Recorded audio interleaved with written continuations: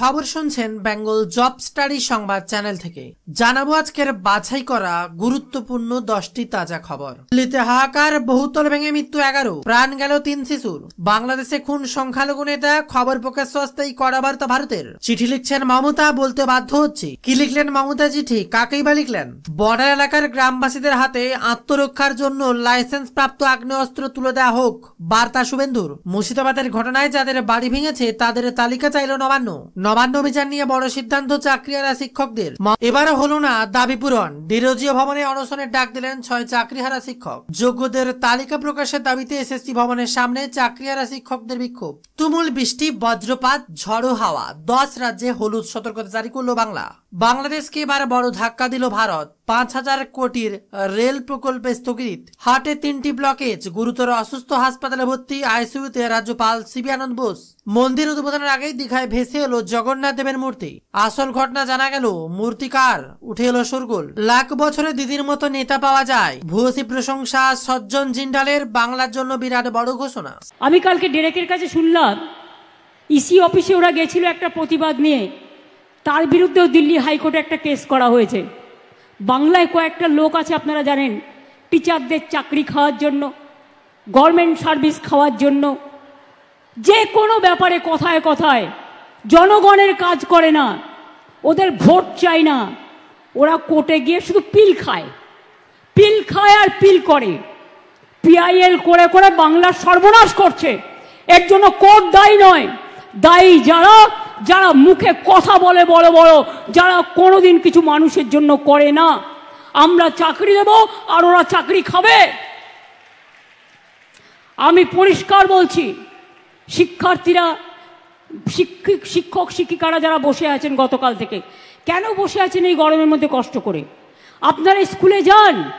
আমি তো আপনাদের বলেছি, সুপ্রিম কোর্টে আপনাদের টাকা বন্ধ করে দিয়েছিল, চাকরি বাতিল করে দিয়েছিল, কিন্তু আমরা তো রিভিউ পিটিশন করেছিলাম এবং তাতে তো আমরা বলেছি যে আপনারা মাইনে পাবেন এবং সিস্টেম অনুযায়ী মাইনে আপনাদের কাছে চলে যাবে।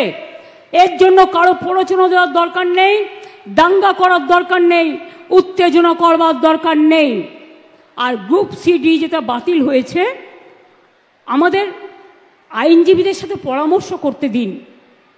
আমরা আইনজীবীদের সাথে পরামর্শ করে বাদবাকিটাও আমরা নিশ্চয়ই আবার দরকার হলে রিভিউয়ে যাব, এইটুকু বিশ্বাস আমাদের উপর করতে পারেন। যারা আপনাদের চাকরি খেয়েছে তাদের উপর ভরসা করবেন না, যারা চাকরি ফিরিয়ে দিয়েছে তাদের উপর ভরসা করুন, আর যারা আগামী দিনও ফিরিয়ে দিতে পারে তাদের উপর ভরসা করুন। আইন আমাদের মানতে হয়, আইন মেনে চলতে হয়। আবার আইনে মনে রাখবেন, আইনও যেমন আছে, আইন আবার পথও খুলে দেয়। সুতরাং আপনাদের চিন্তা করার কোনো কারণ নেই। আমি তো নিশ্চয়ই চাইব না আমার রাজ্যে বেকার বাড়ুক। আবার দেখছি হাইকোর্টে একটা কেস করে বসে আছে, 35,000 প্রাথমিক শিক্ষককে ছাঁটাই করতে হবে। এরা কারা? আমি জিজ্ঞেস করতে চাই, যারা একদিন আমাদের মন্ত্রিসভায় থেকে, তারাও কম লক্ষ্যে টাকা দেয়নি, এই চাকরি দেয়নি।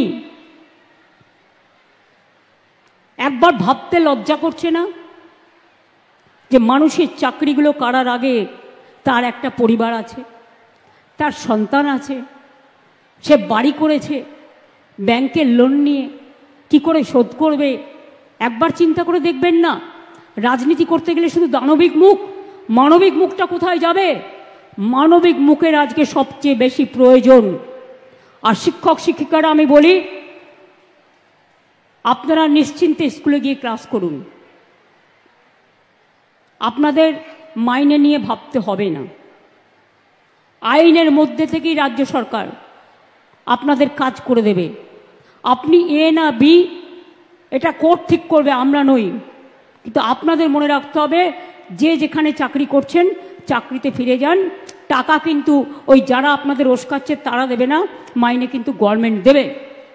আমি গতকাল সন্ধ্যে থেকে কমপক্ষে 10 বার ফোনে কথা বলেছি। আমি কলকাতায় থাকলে হয়তো 1 সেকেন্ডে মিটিয়ে দিতে পারতাম, কিন্তু যেহেতু আমি মিদনাপুরে আছি, আমি রাত 12টা পর্যন্ত কথা বলেও দেখছি কেউ রিজিড আছে, যে টেন্টেড আনটেন্টেড লিস্ট বের করতে হবে। আরে আপনার কি যায় আসে? কেন অন্যদের কথায় পা দিচ্ছেন? টেন্টেড কি আনটেন্টেড কি আপনার দেখার তো প্রয়োজন নেই। ওটা দেখার জন্য রাজ্য সরকার আছে, কোর্ট আছে, আমরা এভিডেন্স নেব, আমরা কোর্টের কি বলা হয়েছে দেখব। এটা আপনার তো লিস্টের দরকার নেই। আপনি চাকরি করেন, আপনার চাকরিটা আছে কিনা দেখার দরকার, আপনি ঠিকমতো মাইনে পাচ্ছেন কিনা সেটা আপনার দেখার দরকার, অন্যটা আপনার দেখার দরকার নেই। ওটা আমাদের ওপরে ছেড়ে দিন।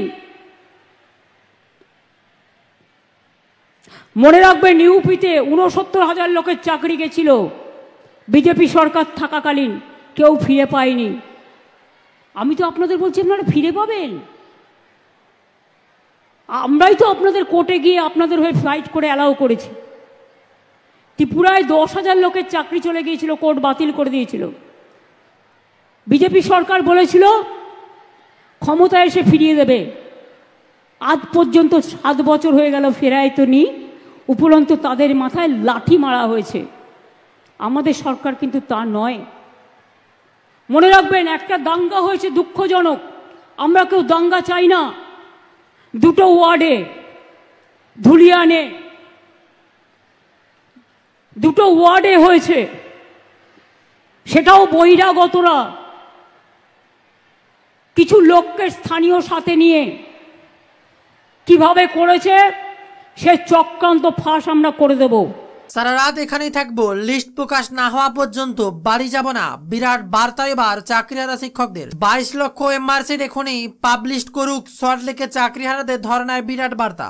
আসছে বিস্তারিত খবরে, তার আগে অনুরোধ, আপনারা কোন জেলা থেকে খবরটি দেখছেন কমেন্টে লিখে জানান, তাহলে আপনার জেলাভিত্তিক খবর পাবেন সবার আগে। আর অবশ্যই আমাদের bengalJobStudy.in ওয়েবসাইটটি গুগলে সার্চ করে ভিজিট করুন, আর সেই সাথে আমাদের চ্যানেলটিকে সাবস্ক্রাইব করে রাখুন প্রতিনিয়ত লেটেস্ট খবর পেতে। এই মুহূর্তের বিরাট বড় খবর সামনে উঠে এলো, জ্বলছে ফ্ল্যাশ লাইট, প্রতিবাদের মঞ্চ থেকে উঠলো চোর চোর স্লোগান। এদিন বিকেলের পর আন্দোলনের ঝাঁজ বাড়তে থাকে ময়দানের চারিদিকে, চলছে স্লোগান। ইতিমধ্যেই 13 জনের প্রতিনিধির দল আচার্য সদনে পৌঁছে গিয়েছে আলোচনার জন্য। আর আধ ঘন্টা দেখবো, নয়তো এসএসসি ভবনের ভেতরে ঢুকে টয়লেট ব্যবহার করব।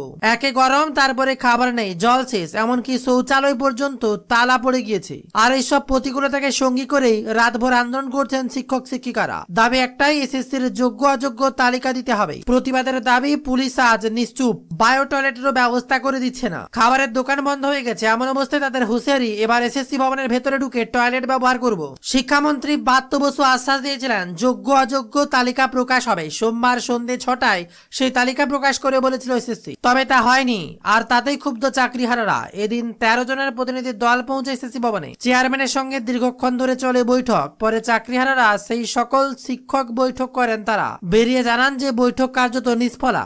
আর এর সাথে বিরাট বড় খবর, পাকা কথা হয়েছিল ক্লাব হাউসে, বিয়ের পর সেই ইডেনে স্বস্তিক দিলীপ, মিষ্টিমুখ করালেন সৌরভ। বিরাট বড় খবর এবার সামনে উঠে এলো। বিয়ের 4 দিনের মাথায় ইডেনে স্বস্তিক দিলীপ ঘোষ সোমবার স্ত্রীকে নিয়ে ক্লাব হাউসে বসে দেখলেন কলকাতা নাইট রাইডার্স বনাম গুজরাট টাইটান্সের ম্যাচ। তার সাথে বিরাট বড় খবর, 3টে ব্লকেজ, গুরুতর অসুস্থ হয়ে হাসপাতালে আইসিইউতে রাজ্যপাল সিবি আনন্দ বোস। কেমন আছেন এখন? সকাল 9টা নাগাদ রাজভবনে ইসিজি করা হয় রাজ্যপালের। এরপর তড়িঘড়ি আলিপুর কমান্ড হাসপাতালে নিয়ে যাওয়া হয় তাকে। সেখানে পরীক্ষায় হার্টের 3টি ব্লকেজ ধরা পড়ে। রাজ্যপালের যা বয়স, যতটা ব্লকেজ, তাতে প্রাথমিকভাবে হৃদরোগ বিশেষজ্ঞরা বলছেন বাইপাস সার্জারির কোনো বিকল্প নেই।